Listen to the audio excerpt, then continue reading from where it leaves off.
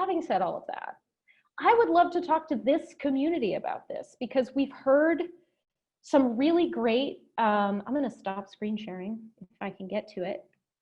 We've heard some really amazing Indigenous perspectives today.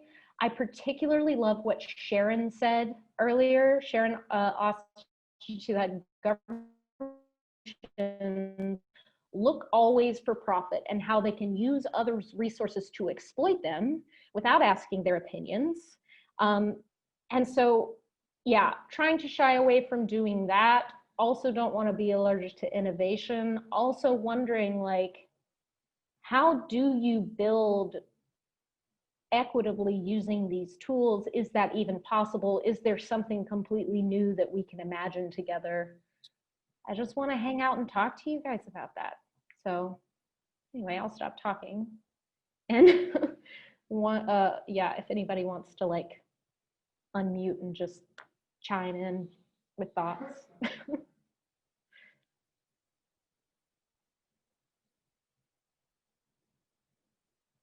Can people unmute themselves? Yeah, I yes. think we can. Yes. Yay. Okay. Oh, hi, Jane. I didn't know you were here. Okay, I would like to say that first, thank you. It's a really important issue.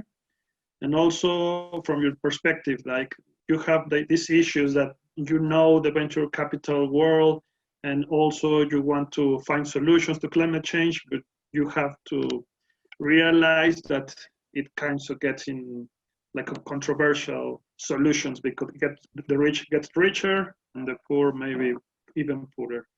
The thing that I also have some of the struggle, maybe from another point of view. I'm in Mexico, so I will think that one possible answer is the promise of development, or the concept of that promise. What I mean is, in emerging economies like Mexico or even poorer countries, we have that promise. Our society, we are born like we have to be better, we have to improve, we have to stop being poor and become, I don't know, civilized, to have beautiful cities and skyscrapers. That's something that we get like from the very beginning of our childhood.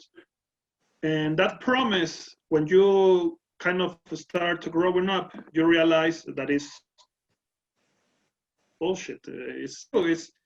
It's just a concept. It's not the reality. So the thing is, all the political structures, in this case, for example, in Mexico, are being developed, are being designed with the promise of development, the promise that we are, as a country, have to be like, I don't know, like educated, like, and we have a lot of colonialism issues as well. So the thing that I would find like as a solution is, if we change that promise of development and begin to understand that we can regenerate the planet using some tools like carbon removal economy, and then apply it or change it, like instead of wanting more greater cities like Mexico City become like, I don't know, like New York City, for example, and we start looking at rural areas, and we can develop solutions that grow the economy by restoration the land, by recovery some woods, some jungles. I think that promise can work and can become like a nice way of living. Actually, that's what I'm trying to design and to make it work here in my small startup. So, well, that's my point of view. I know there's a lot in the air, so let's hear somebody else. Thank you, Ramon. Yeah, Thelma has her hand raised. So maybe we can go to Thelma next. But I really appreciate that perspective, and I kind of want to riff on that, but I want to hear from other people first. Yeah, I also really enjoyed all this conversation. It's awesome. And I want to share an article I read like a couple of months ago that was called Unicorns versus Zebras. And we maybe have this notion that, well, unicorns are these startups that are starting to raise money and they become super famous. And we know all the Silicon Valley examples of having a lot of money and a lot of success and a lot of media, well, are covered by a lot of media worldwide. But unicorns, like real ones, like the horses, are not real. And that kind of enterprises, they exist, but they are fantasy. They are taking like environmental cost that it's not important for many people. So that's why they think it's a big success, but they are taking a cost of things that no one cares. And they respond for these unicorns are zebras, which are like these startups that really want to impact, but not in, but taking into consideration all the environmental issues that their enterprises could lead. So I really recommend like shifting this image of a famous or a good enterprise in terms of how many money they do, but in how little impact they could have or how they can help the planet. And finally, I don't know if this is like a silly comparison or something, but I think we have to find a way to make it easier to not to pollute than to pollute. For example, in Holland, when you go there, it's easier to have a bike than a car, and having a car is such a problem because the city is planned for bikes mostly. So if you go there, you will maybe sell your car and buy a bike just because it's easier to use it. So maybe make it easier not to pollute than to pollute, to make all the products we have at low cost, now environmental free, because I think like consciousness of society will take way more time. So we have to start making it easier to people to act in a eco-friendly way. So yeah, that's it. I really love that point about, yeah, bikes versus car. Being intentional with what we're designing, right? And so I don't know, and instead of designing it to be like the most convenient thing or the quickest way to make money or whatever else we design things for, it's like designing with first line principles around like what is actually helpful to nature, ecology, and the environment. I find that I also find it hard to talk about this in terms of bioengineering, because if you go back to, I again just like really appreciate the indigenous perspectives that have been shared throughout this whole conference, because there's sort of this oppositional nature to, I am still having to unlearn a lot of what I was inculcated with in terms of like learning Western science and what counts as science or technology and what doesn't count as science or technology. And that has been very hard, but the very foundations of science, the father of modern science, Francis Bacon, in the 1500s, argued that, I think the quote is something like, science, the role of science is to torture nature's secrets out of her, right? And so, I often even sometimes wonder,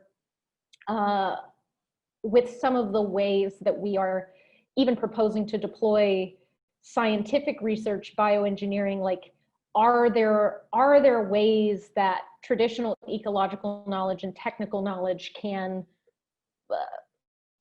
play more nicely together, right? Like, for instance, Joseph Priestley was an Englishman who in the 1700s, he's credited with the discovery of the carbon cycle. He did not discover the carbon cycle. He may have been the first person to describe it in Western scientific terms, he did not discover anything, right? Like that knowledge has been around with First Peoples, with indigenous nations for much, much longer, much, much before this, this polymath named Joseph Priestley came into existence in Europe sometime in the 1700s. So, you know, there's also that piece is, you know, some of the conversations that I would hope to have with this community are the ways that we think about being more intentional about the design or bringing in more diverse perspectives from the beginning when we're proposing building these. We're talking about geoengineering, which we've already been doing, right? But these planetary scale, geological scale problems that we're facing, but having like smaller, more intentional design sets that work for the people where we are. Anyway, I really, yeah, that comment that you made just really set me off on a whole nother rabbit hole. I know, Abe, you've had your hand up for a while, so I would like to stop talking.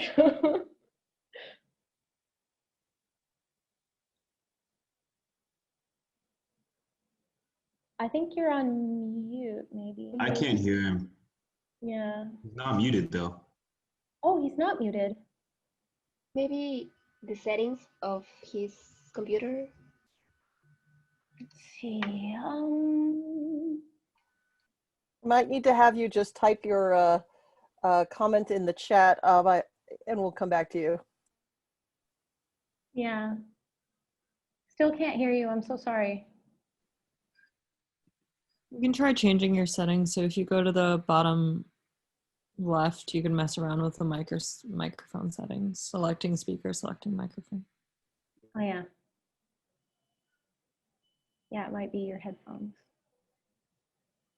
I also want to look at the chat because it looks like there's some more stuff going on in there. I had some questions and some thoughts that I wanted to pose to the group if there was no one else that was available to speak. My name is Chrispezzano, and I'm born and raised in Hawaii. And I'm so grateful that you're exploring this topic because I think it's one of the most critical facing all of humanity right now. And I feel like this unbridled capitalism is really, it's a mechanism for apathy. And it's really that short-term extractive business. And in Hawaii, I grew up with this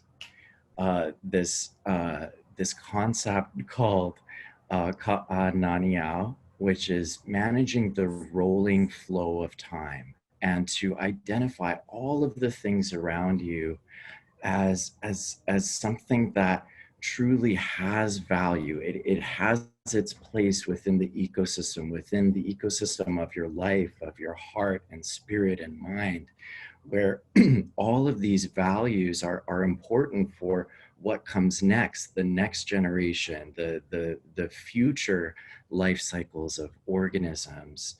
And so just like you're saying, it almost feels like there has to be this complete shift in values. And I think capitalism has a lot of benefits in that it's very expeditious, it's very quick. And so it's like oil and energy and everything, it's very quick.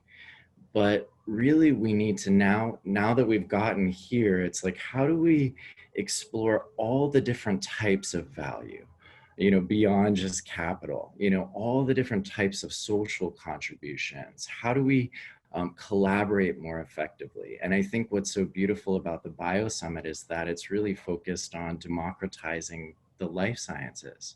And really it's that democratization of innovation that is going to really create the opportunity for this shift to occur, where it's going to be this co-creative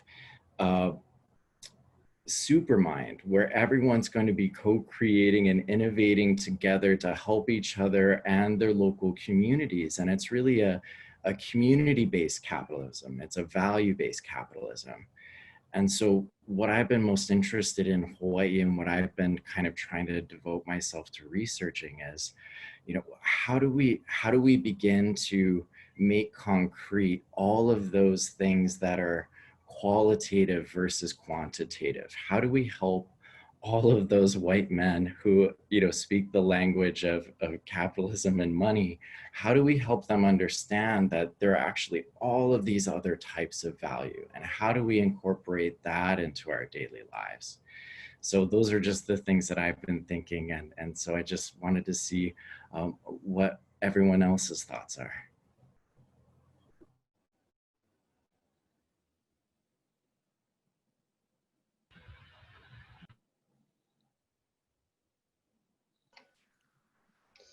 I guess I have a few thoughts if no one else wants to speak up, but that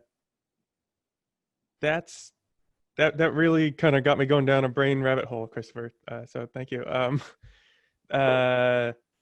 thinking a lot about, how do you kind of convince this group of people who are kind of tuned to a particular response?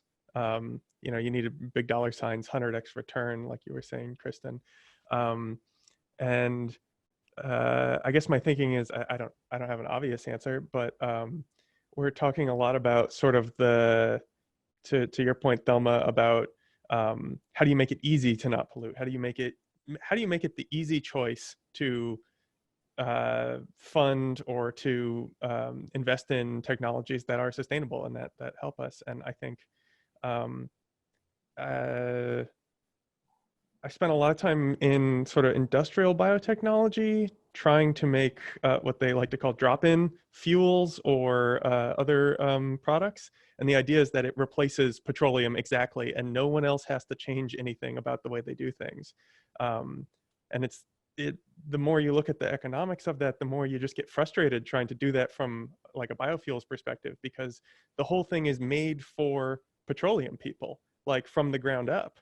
And so I don't really even know that it's like that you can't make a sustainable, or you can't make like I don't know that the deck is stacked so far against sort of these more sustainable solutions. It's just that the culture is sort of stacked against it. We've kind of just built all these tools where if things were different, then most people would agree, yeah, it's better to do some these sustainable practices. But like if they're just thinking about their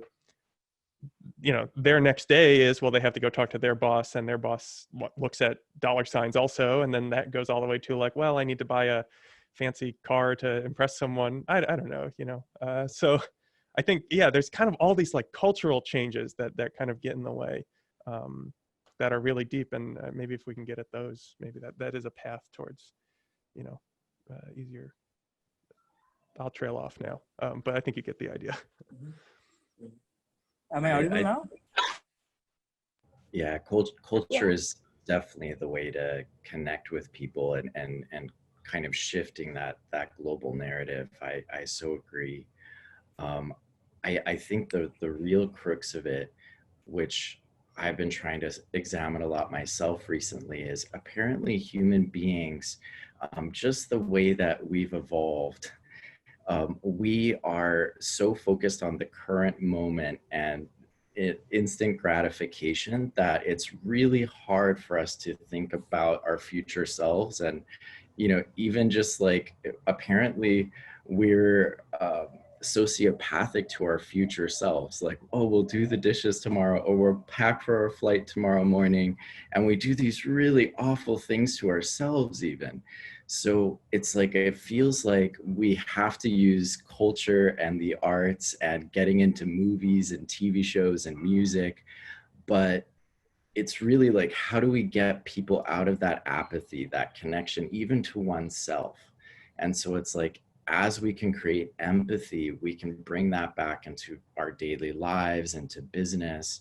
But it's really, how do we access our hearts and other people's hearts at scale? I want to chime in. I hate to play the negative Nelly, but I do think that it is a definitely a noble and worthwhile effort to change the hearts of people. I think that that should be our ongoing goal, to improve as people. But culture is a huge ball to roll. You know, culture is rather slow moving. You know, songs take weeks to make and movies take years, and people don't change their minds very often. But, you know, we've actually gotten to the point where we can innovate in tech pretty efficiently and pretty effectively. So I would just raise the question, I'm not sure is it worth it to make the tip of our spear in this initiative the hearts of people? Or should we really just get to the solution first? You know, and if ExxonMobil owns the solution, that's a conversation we should have. But, you know, this is the future of our species, and maybe it's just something that we have to eat, a truth that we have to eat, that we just need an answer as soon as possible. Oh, yeah. I mean, I think the disappointing thing about the ExxonMobil question is that they happen to be some of the people who are well capitalized enough to actually develop, because I mean, we're talking about some of the, and I didn't get as far into the technology as I wanted to, but a lot of the big, massive scale technological solutions we've been talking about that are needed for carbon removal are gonna cost so much money, and the people that have the money are the people that put us here. And so, you know, maybe we don't need to change everyone's hearts and minds, but like maybe, I mean, I do think it's going to be very important to, like, I don't know, if you can't win the hearts and minds of the people who are sitting in the executive suite right now, you could maybe win the hearts and minds of the people who are our age, who are the petrochemical engineers, who are like, you know, actually forming the foundation of the work that's being done. But I don't know. I hear you. Yeah, these are not easy questions. We don't have the answers to them. That's why I love having these conversations. Great. Am I audible now, Kristin? Yay! Yes, we can hear you. Yeah. Oh, finally. Yeah. Yay. So, hey, I wanted to share the perspective from one of the documentaries that I recently saw. It's called The Social Dilemma. If you people haven't seen it, you have to. It's beautiful. It's about how the social media and the big tech companies basically hack neuroscience and psychology to make money, right?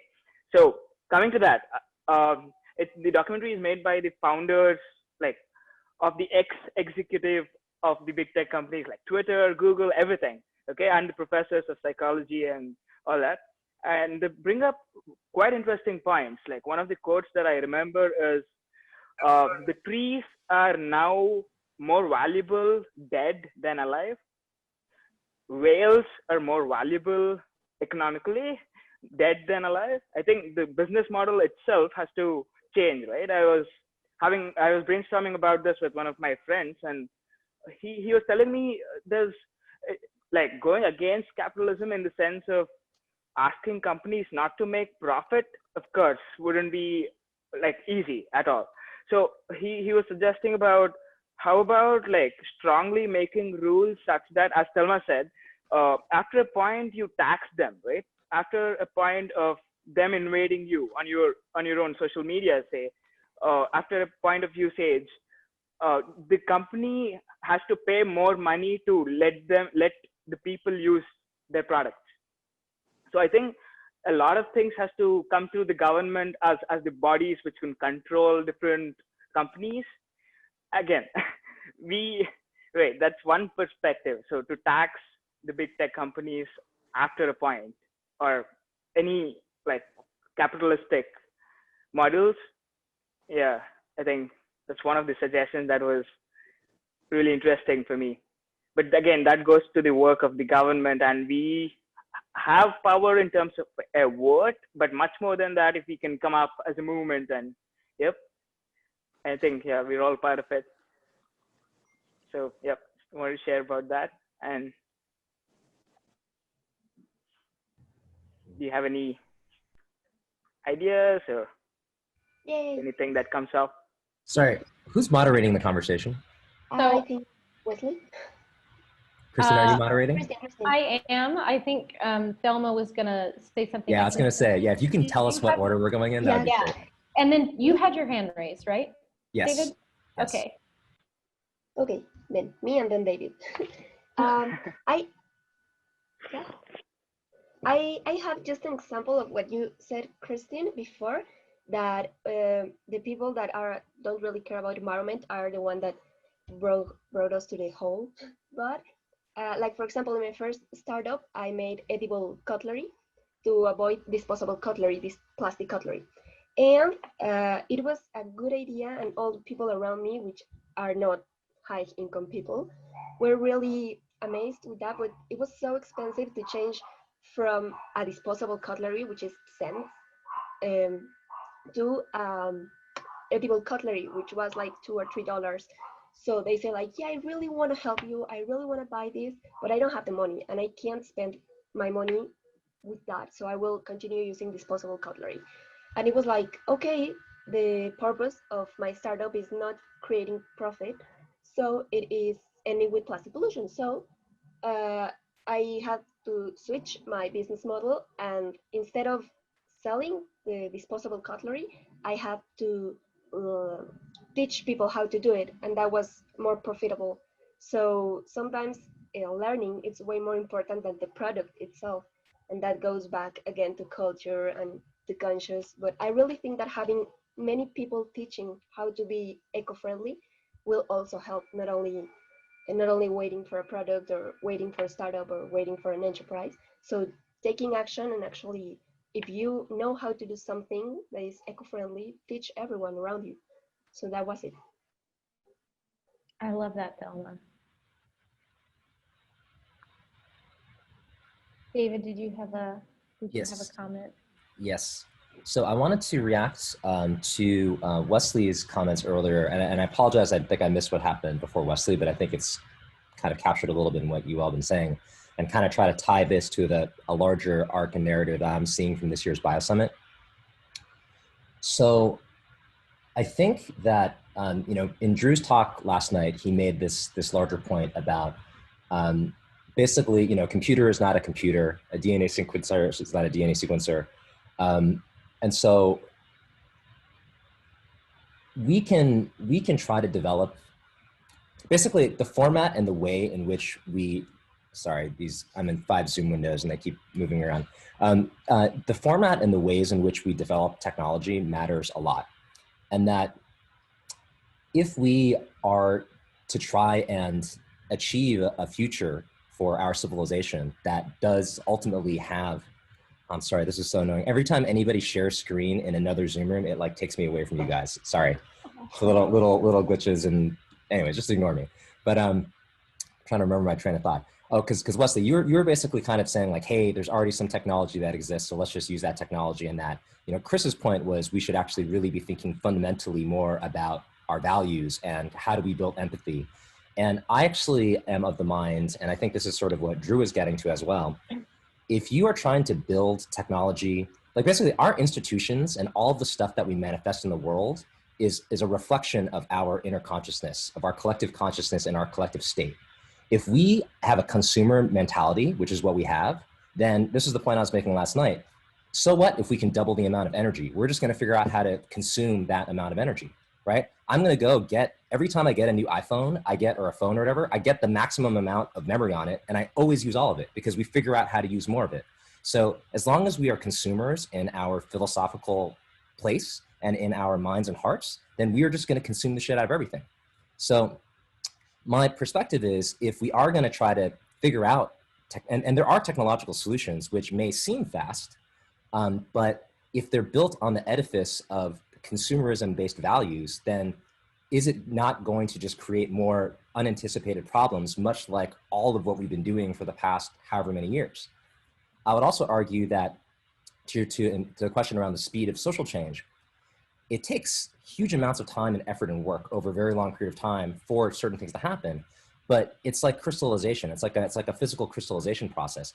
There can be triggering moments that occur that can have highly nonlinear change, right? So this is Marshall's point on the first day of looking at movements. You look at Black Lives Matter.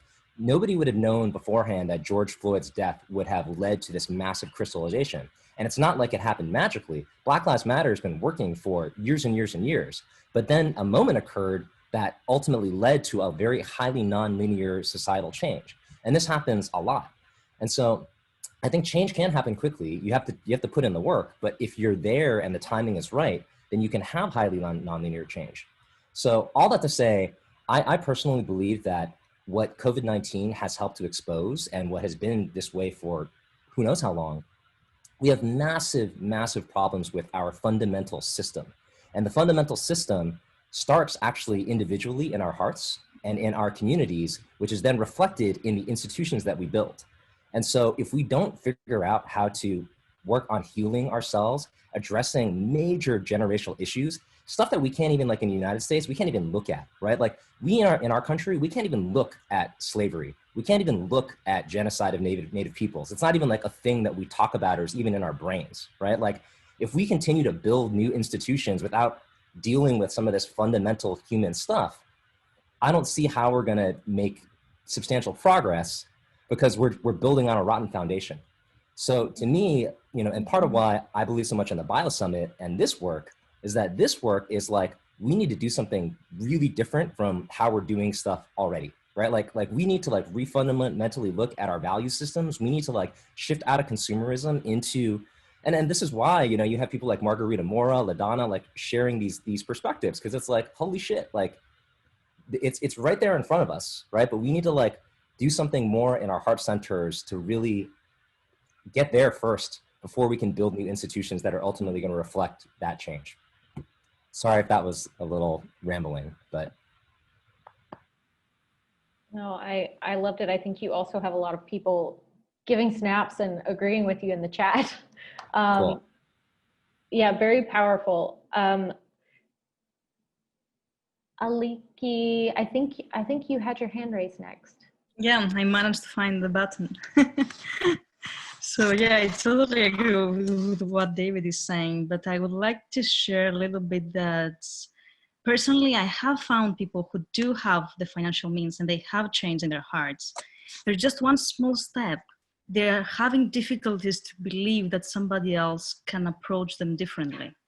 And it's literally one step. We have to prove them that it can be done differently. They're still cautious, but they have been like through the deep personal change. And I think more and more actually will be due to the second corona coming now, the second wave. I mean, wanting it or not, this whole corona thing has been the perfect recipe for a global awakening. Everybody went into their caves, right? That's the first step. And they will come out of it. And then they will be changed, wanting it or not. It's reflection time and it's deep healing time. So the thing is like, how do we, once it's coming out, how do we create structures or give examples to show that what we are preaching and talking and imagining is actually real? How do we make examples?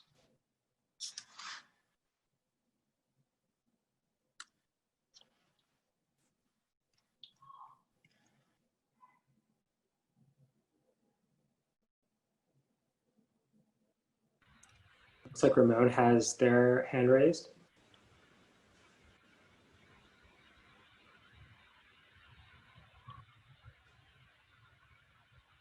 I think Chris, are you trying to respond to that exact point? Do we want to do that one and then do Ramon? Okay, cool. People are saying thumbs up. Go for it, Chris. No. Sorry, everybody. I think I froze for a second. All good. We figured out an order. Okay, Chris awesome. Chris is responding to Ali K's comment. Well, I maybe wanted to make somewhat tangential comments and just to leave some thoughts with everybody, just some things that I've been exploring myself. And I think David really hit the bullseye with what he shared. And I wanted to kind of share this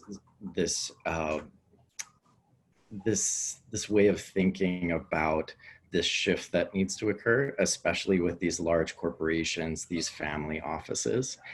And I've been in this discussion with a lot of plastics foundations and groups trying to clean up the oceans, and they're like, if we can just get those guys out of, office, we could get those guys taken out and get them in jail, then we'll be, we'll be able to sort this out. And I've been like, no, there'll be people to replace them, and it's just this endless cycle. And so really, what I've been thinking is that it's very much like caterpillars, these families, these groups like Monsanto and McDonald's, and they're like caterpillars. They go around eating as much as they can and consuming and consuming and consuming. And then when the conditions are right, they can crystallize and form a chrysalis and then turn into butterflies. And if we went around killing all the caterpillars, we'd have a world without butterflies. And so I think it's really, we have to create all the right conditions, which are activating the family offices and the next generations, and making sure the next generation can incorporate their values into the family businesses, and that these other groups can be brought to the table with real solutions. And I think what Wesley was talking about is also very true, that we need to focus on real grounded solutions that can work, but that's not enough, I think. It's like those solutions have been buried for centuries by the existing power structure. So we need to have new mechanisms for having these groups to benefit from all of the innovation of the world.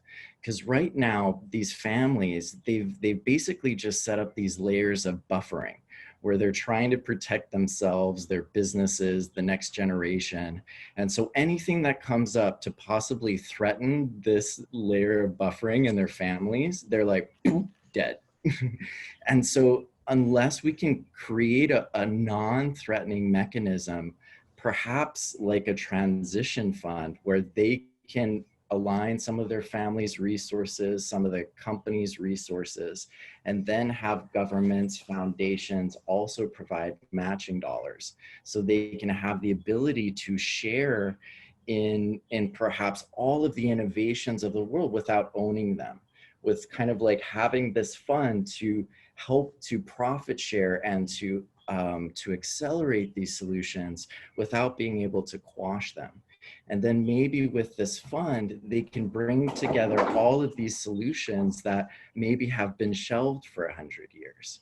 So, if there are these mechanisms where maybe all of the workers on the oil line can also be a part of this transition fund, I think, we have to start thinking of it in a way that, they can make even more money or the same amount of money, and it's easy and it's proven. And we also have to create all the conditions to be right socially. So it's a huge thing to unpack, but at least that's kind of where I've gotten to it in my own thinking.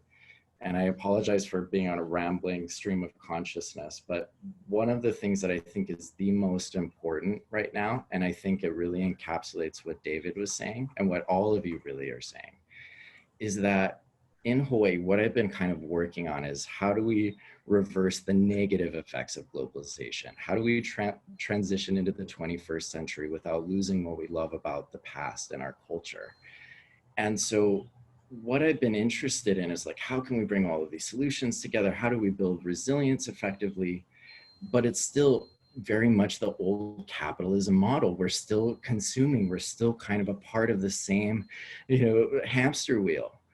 And so what we've been really talking about secretly is like, once we get some of these systems in place and get the community buy-in, how do we move back to some of the more traditional ways of community management and food systems, where there wasn't any money? It was just, this kupuna, this grandmother loves this certain type of fish. So the fishermen make sure this grandmother is covered always. And then they know that this person really loves ulu French fries. And, so it's like everybody covers everybody through this whole system. And the quality of life is unimaginable, but there's no money being, there's no quantitative dollar value, but the amount of true value is tremendous. So it's like, I think that's really that shift that we need to make into what are the types of value that there are? How can we more holistically think about our communities and economies? So anyway, sorry for that stream of consciousness. I just had so much to share. Yeah, no, we definitely appreciate the share. Unfortunately, I just realized that we're running low on time, and we do want some time to get to reflections. Ramon, I know you've had your hand up for a while. If you want to wrap us up really quickly so we can get to reflections on guardianship of ecosystems as a whole, that would be amazing. Well, just quickly, I just put it in the chat. I think that capitalism and we consume because this system gave us all an idea of certainty, security, and freedom. So those three values are the main basis why we keep consuming. So we need to question, why do we feel safe in a city? Why do we feel certain when we have like a supermarket and go grab something to eat? And why we feel freedom when we can just buy whatever we want? So those three values are the main, from my point of view, the main kind of issues that we have to kind of restructure or redesign in order to restore the planet and society. Just that. Thank you. I love that. All right. So thank you everybody so much for having this conversation and engaging in some of these really deep and difficult topics. I really appreciate all of your insight, and as always, come away with a lot to think about. And this community is the community that I'm going to keep returning to help me personally along this journey down this new path of ecological knowledge and guardianship of ecosystems, and just really appreciate everyone's insight and what everyone has shared. And I hope we continue the conversation on Slack, because I think this is one that we're going to have to be having for a very, very long time together. And with having said that, I think we want to move into sharing some reflections from this session, from guardianship of ecosystems. And I don't know, Sebastian, do you want to start? Would you rather I started? I think we were gonna kick us off, but yeah, sure. I can go. I mean, I think, yeah. I think I'm seeing like a very clear line from Margarita's plenary session to the conversation we ended with right now. And for me, I mean, I think it's mostly distilled in the line that the master's souls went out to dismantle the master's house by Audre Lorde, where there's really this thing about this idea that we have that, like Margarita said, that there's this thing about conservation, that when you talk to people who live in places where that conservation doesn't really exist, but there's other words because there are people who who have different kinds of relationships with the nature around them and the world around them.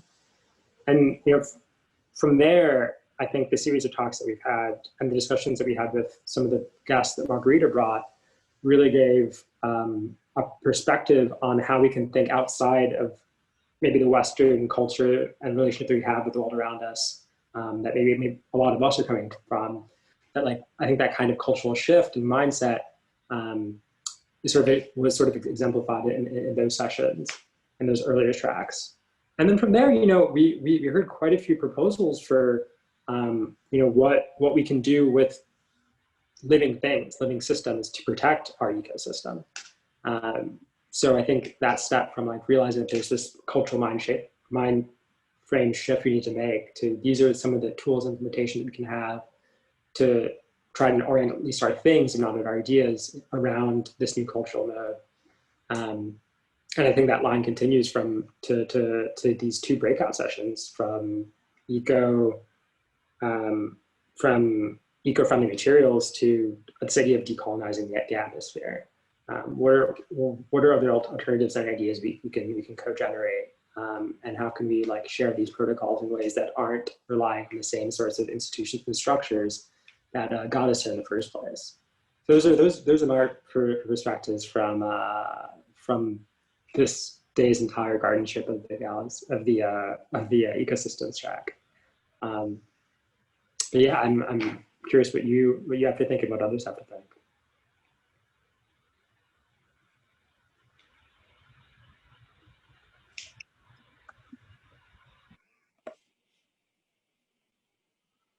I think Kristin is frozen. I was like, oh, Kristin's being really thoughtful right now. She's like very thoughtfully like taking her time and responding. But no, she is frozen.